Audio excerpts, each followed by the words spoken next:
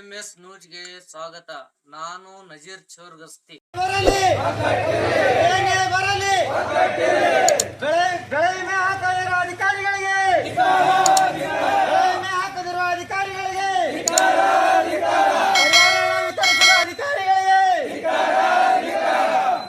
ರಾಷ್ಟ್ರೀಯ ರೈತ ಸಂಘಕ್ಕೆ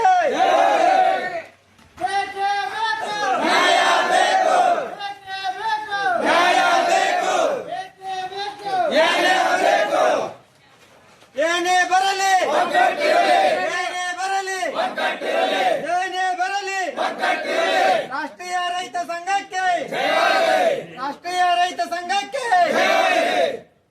ರಾಷ್ಟ್ರೀಯ ರೈತ ಸಂಘಕ್ಕೆ ರಾಷ್ಟ್ರೀಯ ರೈತ ಸಂಘಕ್ಕೆ ಏನೇ ಬರ್ಲಿ ಏನೇ ಬರ್ಲಿ ಬೆಳೆ ವಿಮೆ ಸರಿಯಾಗಿ ರೈತರ ಸಮೀಕ್ಷೆ ಮಾಡದ ಅಧಿಕಾರಿಗಳಿಗೆ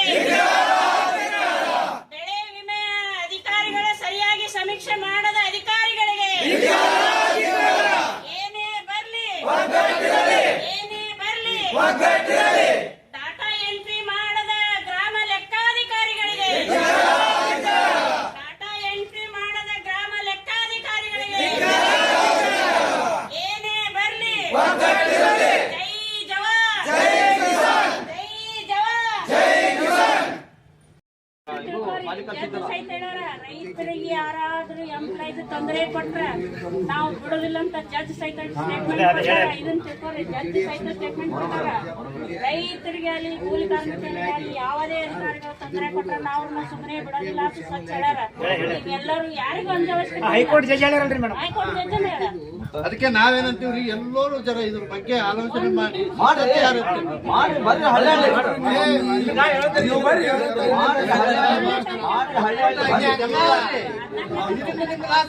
ಎಲ್ಲರೂ ಹಿಡ್ಕೊಂಡು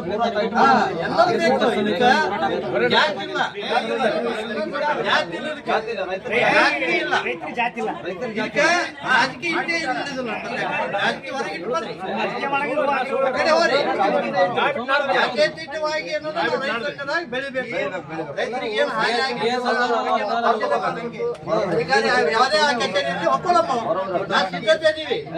ಒಟ್ಟು ನಾವು ಕರೆದ ಬಂದು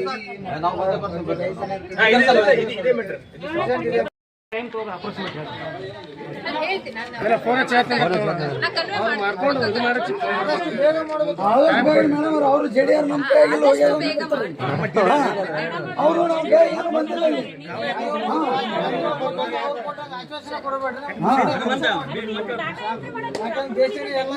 ರೈತರೇ ಎಲ್ಲಾರು ರೈತನೇ ಸಾಯ್ಲಕತ್ತ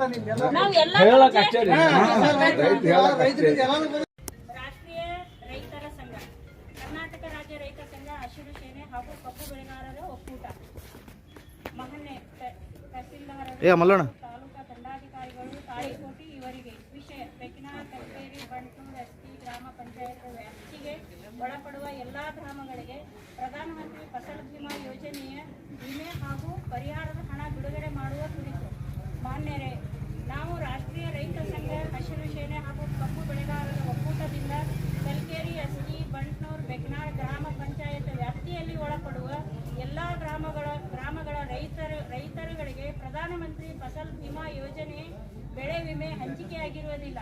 ಕೃಷಿ ಇಲಾಖೆ ಮತ್ತು ಗ್ರಾಮ ಪಂಚಾಯತ್ ಅಧಿಕಾರಿಗಳು, ಬೆಳೆ ವಿಮಾ ಅಧಿಕಾರಿಗಳು ಸೇರಿ ಬೆಳೆ ಕಟಾವು ಮಾಡಿದ ವಿವರ, ಯಾವ ಅಧಿಕಾರಿಗಳ ಸಮ್ಮುಖದಲ್ಲಿ ಬೆಳೆ ಕಟಾವು ಪ್ರಯೋಗ ಮಾಡಿರುತ್ತಾರೋ ಮತ್ತು F1, F2 GPS ಮಾಡಿದ ರೈತರು ಜಮೀನುಗಳಲ್ಲಿ ವಿವರ ದಾಖಲೆಗಳು ಮಾಡಿರುತ್ತಾರೆ ಹಾಗೂ ಬೆಳೆ ಕಟಾವು ಮಾಡಿದ ಪ್ರಯೋಗದಲ್ಲಿ ಭಾಗವಹಿಸಿದ ಎಲ್ಲಾ ಸಂಬಂಧಪಟ್ಟ ಅಧಿಕಾರಿಗಳನ್ನು ತಹಸೀಲ್ದಾರ್ ಕಾರ್ಯಾಲಯಕ್ಕೆ ಕರೆಸಿ ಅಧಿಕಾರಿಗಳನ್ನು ರೈತರ ಸಮ್ಮುಖದಲ್ಲಿ ವಿಚಾರಣೆ ಮಾಡಿಸಬೇಕು ಅಂತ ಮಾನ್ಯ ತಹಸೀಲ್ದಾರ್ ಹಾಗೂ ತಾಲೂಕಾ ದಂಡಾಧಿಕಾರಿಗಳ ಇವರಲ್ಲಿ ಮನವಿ ಮಾಡಿಕೊಳ್ಳುತ್ತೇವೆ.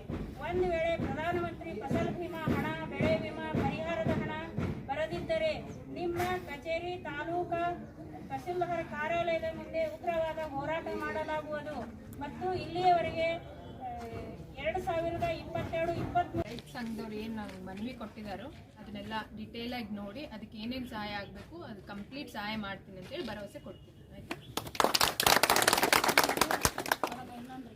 ನಮಗೆ ಕಲ್ಕೇರಿಗೆ ಎಲ್ಲ ರೈತರು ತಲಾಟೆ ಬೇಡ, ಆ ಪುಣ್ಯಾತ್ಮನ ಮುಖ ನೋಡೋದೇ ಬೇಡ.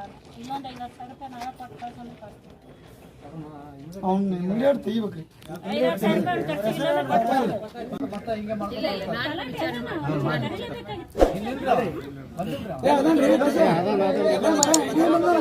ಮಾಡಿ